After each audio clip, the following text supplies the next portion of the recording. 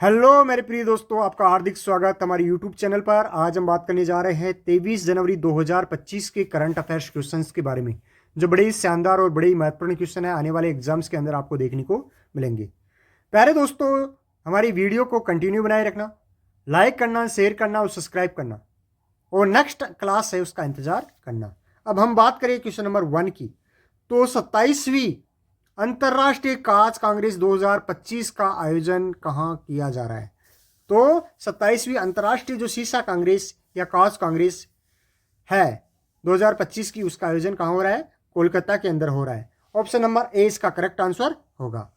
अब हम इसका सॉल्यूशन देखें तो हाल ही में कोलकाता में 27वीं अंतर्राष्ट्रीय कांच कांग्रेस 2025 का आयोजन हुआ और इसका उद्घाटन केंद्रीय विज्ञान और प्रौद्योगिकी राज्य मंत्री, जिनके पास स्वतंत्र प्रभार है इस चीज का, डॉक्टर जितेंद्र सिंह ने किया। आयोजन 20 से 24 जनवरी 2025 के बीच में इसका आयोजन हो रहा है और CSIR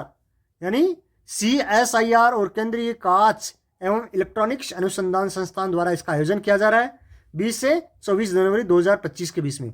इस कांग्रेस का जो उद्देश्य है, कांच कांग्रेस का, कांच उद्योग का विकास करना और उसमें नवाचार करना और उसमें अनुसंधान करना और इसको बढ़ावा देना, इसका मेन पर्पज या मेन उद्देश्य है। आगे हम बात करें क्वेश्चन नंबर 2 की, तो हाल ही में फ्लेमिंगो फेस्टिवल 2025 का आयोजन कहां किया गया? फ्लेमिंगो फेस्टिवल 2025 का आयोजन कहां हुआ? तो इसका आयोजन आंध्र प्रदेश के अंदर हुआ। अब हम इसका सॉल्यूशन देखें तो आंध्र प्रदेश के जो पुलिकट झील और नेल्लापट्टू बर्ड सेंचुरी है जो आंध्र प्रदेश में, पुलिकट झील है वो भी आंध्र प्रदेश में, इस क्षेत्र में समृद्ध जैव विविधता की सुरक्षा के लिए इसका आयोजन किया गया। कहाँ किया गया? आंध्र प्रदेश के अंदर इसका आयोजन किया गया। कौन से फेस्टिवल का? फ्लेमिंगो फेस्टिवल 2025 का। तो correct answer A Andhra Pradesh हो जाएगा। अब हम बात करें क्वेश्चन नंबर 3 की, तो हाल ही में दिव्य कला मेला का सफल आयोजन गुजरात के किस शहर में किया गया? तो दिव्य कला मेला का सफल आयोजन गुजरात के जो वडोदरा शहर है उसके अंदर इसका आयोजन किया गया। तो ऑप्शन नंबर ए इसका करेक्ट आंसर हो जाएगा। गुजरात के वडोदरा के अंदर दिव्य कला मेला का आयोजन हुआ। अब इसका हम सॉल्यूशन देखें तो इस मॉडल में करीब 20 राज्यों या इस मेले के अंदर करीब 20 राज्यों और केंद्र शासित प्रदेशों के लगभग 100 कलाकार और मूर्तियां अपनी मूर्ति और कौशल का प्रदर्शन किया। कलाकारों ने अपनी कलाकारी का और मूर्तिकार ने अपनी मूर्ति कला का या कौशल का प्रदर्शन किया। 23वां जो दिव्य कला मेला है वो 9 से 19 जनवरी 2024 तक अकोटा स्टेडियम, जो कहाँ स्थित है? वडोदरा गुजरात के अंदर स्थित है। यहाँ इस दिव्य कला मेला का आयोजन हुआ। कहाँ हुआ? गुजरात के वडोदरा के अंदर दिव्य कला मेला का आयोजन हुआ। ऑप्शन नंबर ए इसका करेक्ट आंसर होगा। अब हम बात करें क्वेश्चन नंबर 4 की, तो हाल ही में ब्रिक्स का 9वां भागीदार देश कौन सा अफ्रीकी देश बना?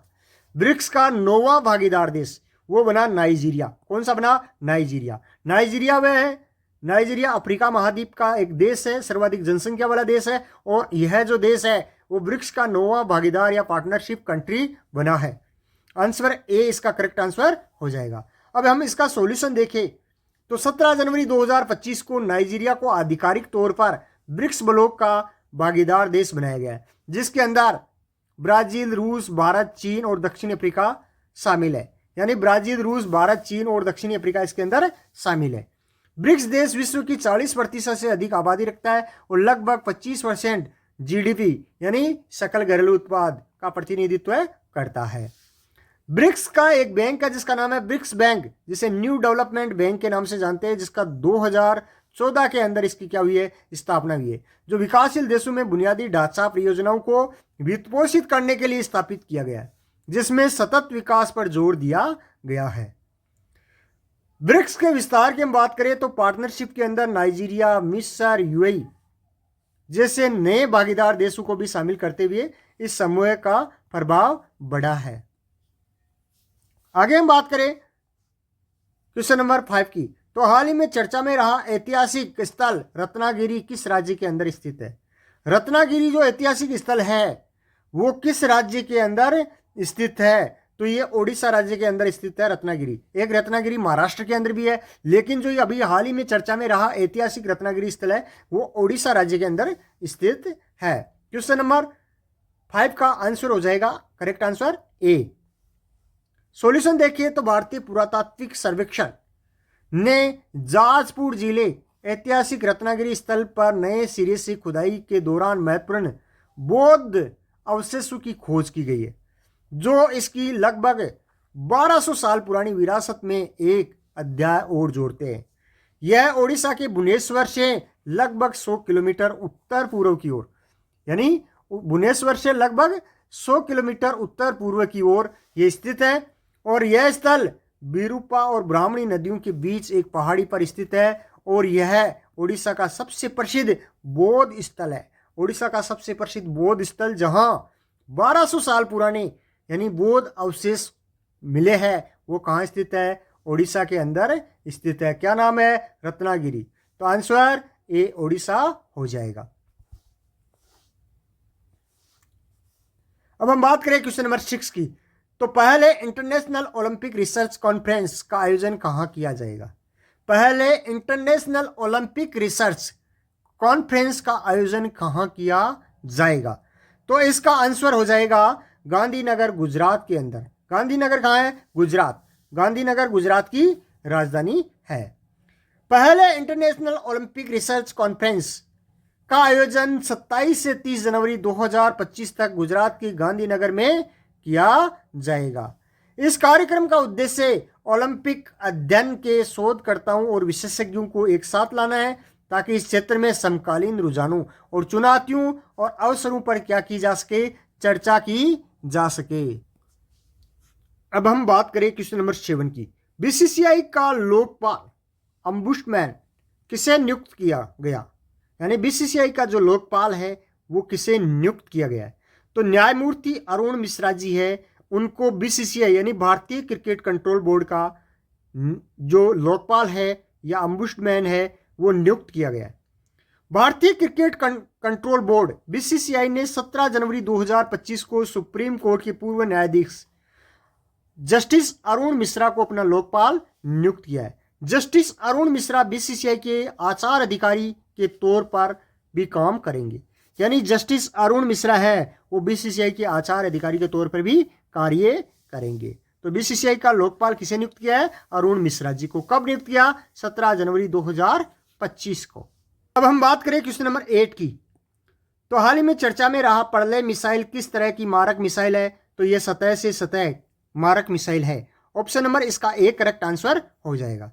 सॉल्यूशन अब हम इसका देखें तो रक्षा सचिव ने हाल ही में बताया कि पहली बार गणतंत्र दिवस की जो परेड है या रिपब्लिक डे की जो परेड है 26 जनवरी 2025 में, उसके दौरान स्वदेशी रूप से विकसित पर्ले मिसाइल का प्रदर्शन किया जाएगा। यह स्वदेशी रूप से विकसित कम दूरी की अर्ध बैलिस्टिक यानी सतह से सतह पर मार करने वाली मिसाइल है। इसे रक्षा अनुसंधान विकास संगठन ने भारतीय बैलिस्टिक मिसाइल कार्यक्रम के पृथ्वी रक्षा वाहन के आधार पर डेवलप किया है। तो ये सतह से सतह मार करने वाली पर्ले मिसाइल है। अब हम आगे बात करें 17 जनवरी को पीएम मोदी ने किस शहर में भारत मोबिलिटी ग्लोबल एक्सपो का या एक्सपो 2025 का उद्घाटन किया? तो यह नई दिल्ली के अंदर किया गया। यानी 17 जनवरी को प्रधानमंत्री मोदी जी ने किस शहर में भारत मोबिलिटी ग्लोबल एक्सपो 2025 का उद्घाटन किया? तो यह नई दिल्ली के अंदर किया। ऑप्शन नंबर ए इसका करेक्ट आंसर हो जाएगा। सॉल्यूशन इसका देखें तो भारत मोबिलिटी ग्लोबल एक्सपो 2025 का आयोजन 17 से 22 जनवरी 2025 तक लगभग यानी अलग अलग स्थानों के ऊपर इसका आयोजन किया गया और नई दिल्ली में भारत मंडपम में और यशोभूमि है जो नई दिल्ली के अंदर है वहां भी, और ग्रेटर नोएडा और वहां भी इसका आयोजन हुआ। इंडिया एक्सपो सेंटर और मार्ट पर भी इसका आयोजन किया गया। यह उद्योग नेतृत्व वाली और सरकार द्वारा समर्थित पहल है। उद्योग नेतृत्व वाली पहल और सरकार द्वारा समर्थित यह पहल है। अब हम बात करें क्वेश्चन नंबर 10 का। तो हाल ही में विश्व स्मारक कोष ने किस नदी को विरासत स्थलों को मान्यता दी? किस नदी के जो विरासत स्थल है उनको मान्यता दी है? किसने दी है? विश्व स्मारक कोष ने। ये मूसी नदी है, उसके जो स्मारक है या विरासत जो स्थल है उनको स्मारक कोष ने मान्यता दी है। तो ऑप्शन नंबर इसका करेक्ट आंसर ए हो जाएगा। मूसी नदी विरासत स्थल हाल ही में विश्व स्मारक कोष ने हैदराबाद में मूसी नदी की ऐतिहासिक इमारतों को अपनी विरासत स्मारक निगरानी सूची में शामिल करने की क्या की है? घोषणा की है। इस प्रकार दोस्तों हमने 10 क्वेश्चन की चर्चा की। बड़े ही शानदार और बड़े ही महत्वपूर्ण क्वेश्चन है जो आने वाले एग्जाम्स के अंदर देखने को मिलेंगे। प्यारे दोस्तों, एक बार फिर से आपसे निवेदन है, हमारी वीडियो को लाइक करो, सब्सक्राइब करो और शेयर करो। अब हम फिर मिलेंगे एक नए वीडियो के साथ। तब तक जय हिंद, जय भारत मेरे प्रिय साथियों।